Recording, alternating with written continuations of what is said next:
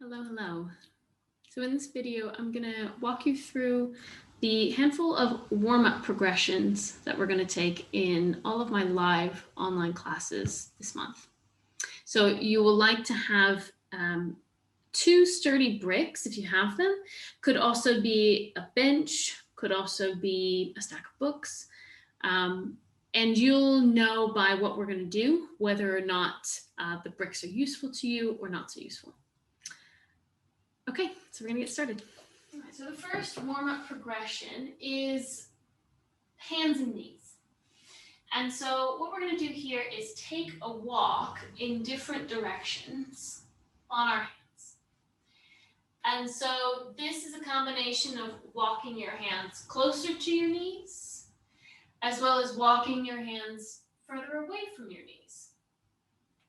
Walking your hands forward, as well as walking them out to the side.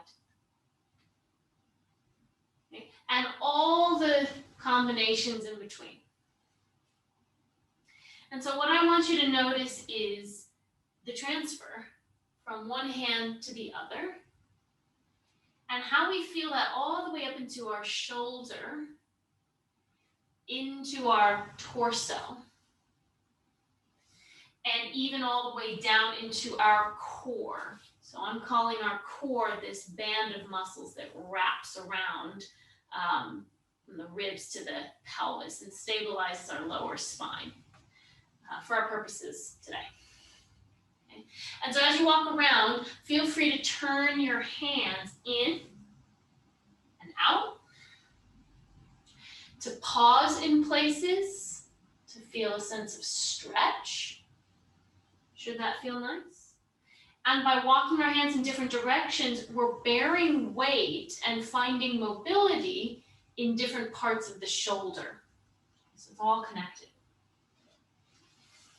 And then finally, you might like to turn the palms up and press into the backs of your hands. Now you can walk around like this if it doesn't give you any pain, but the further away your hands go, the more weight. And so this can feel a bit precarious to go too far away from the knees. And I might stick my hand a little further and press into the center of my wrist to find a forearm stretch as well. Final variation is to bring your hands into fists, squeeze your fists and walk around on the knuckles. I find this position quite good at warming up the forearm muscles and the palm muscles. Okay, we'll return back to center, take a few rounds of cat-cow. And now we've got a sense as we take cat-cow of more support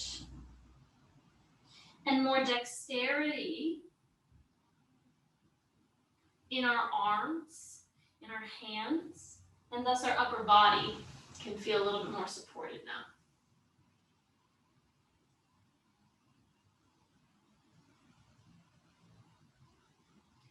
So the next progression of this upper body movement would be to walk the hands out, bring the chest over the wrist, and now start to lower the chest down, elbows moving somewhere between directly out and hugged in.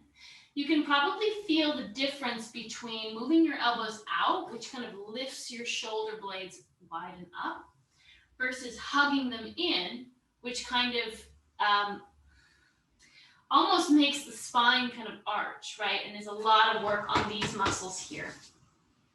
So find that happy medium place where the elbows can bend back and there's a sense of stability of the shoulders on the back.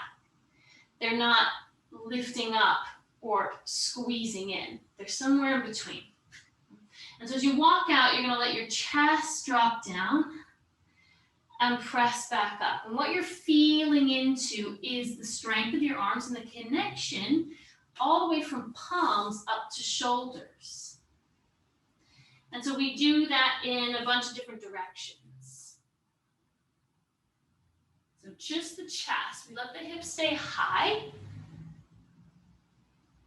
Okay, we experiment with going forward and coming Coming closer to the knees. Going out to the left. Going out to the right. And I've got my hands a little bit wider than my chest, because again, the wider my hands to a point, the more support I have, because I'm distributing the weight, the load on a wider surface.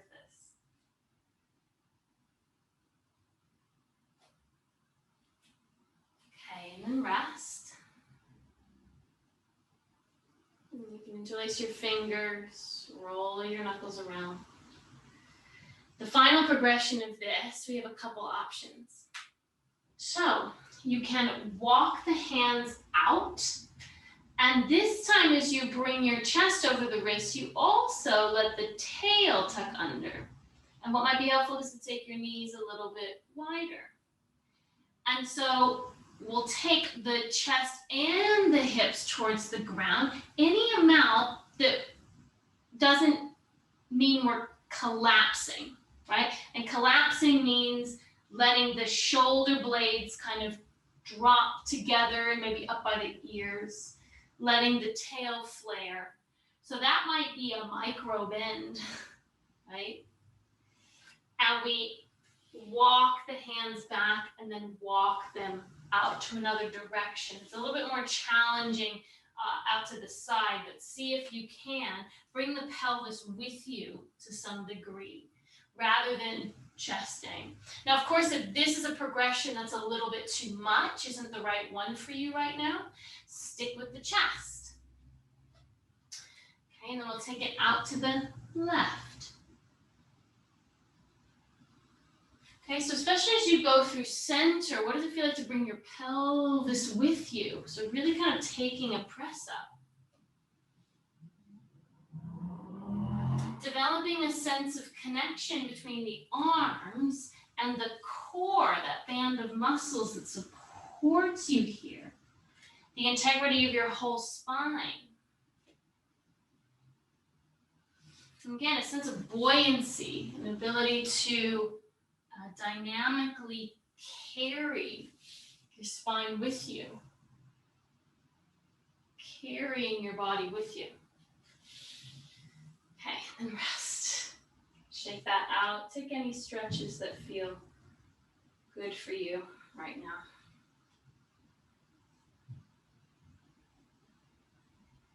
Okay, from here, we're going to come down onto our left forearm, elbow right underneath the shoulder. My forearm is parallel with the front edge of the mat. My right hand is out to the side, and I'm taking it quite wide to help broaden the base of support. The closer in your hands are, the less surface area we have to distribute energy. So it might mean kind of collapsing in the upper back. And so from here, I'm going to lift my right knee up and start to circle it around. Okay, and as you circle, starting to tune into the waist.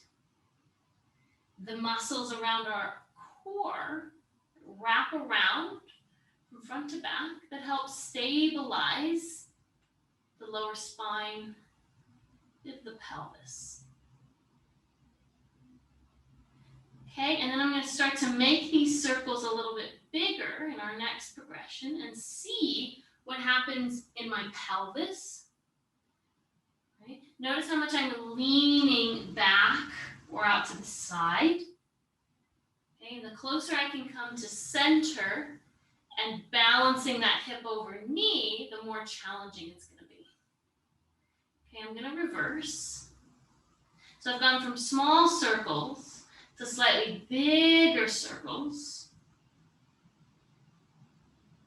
all the while trying to support through my upper back. So I'm trying not to collapse down, but really press out through that forearm and broaden my upper back. And then the third progression of this is going to be on our hands and knees. You're going to circle that right knee again. It's a little bit more challenging, actually, higher up here. Challenging not to collapse. And then if it feels okay, you're going to take the left hand and start to move it around in the opposite direction. So I've really got to firm down through my right hand to support this. And let my spine have and absorb a little bit of movement so that it's not, I'm not trying to brace it so it doesn't move. I'm trying to adapt to the movement. So allowing little micro movements of the spine in order to find stability. Okay, I'm going to pause. So let's try all of that on the other side. So you're going to come down to your right forearm, elbow right underneath shoulder. Again, left hand is a little bit wider. So we have a broader surface area. Lift your left knee up and start with small circles. So we start small so that we can experience a sense of stability alongside mobility. Okay. If we go big before we're kind of ready and warmed up, there's a chance that we start to move everything else because it's a bit too much effort, because the mobility and the strength in the hip aren't quite either warmed up or developed enough. Okay, so we start small so we get that sense of our core muscles adapting, our upper body adapting, the sense of broadening and pressing down into the ground to support this movement. Okay, and then we're going to let it grow a little bit, and so there will be a bit more pelvic movement. But again, we try to maintain a certain level of stability everywhere else but the hip. Okay, and when you reverse, it'll feel slightly different. And so what I'm trying to pay attention to is not leaning out to the side, but staying nice and centered.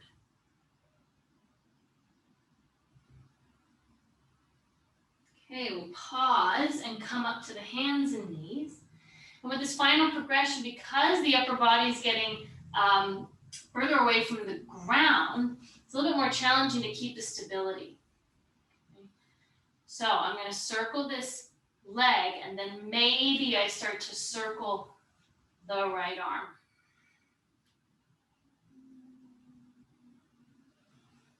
And by moving opposite limbs, I'm connecting across the sides of the body, which is quite good for the brain.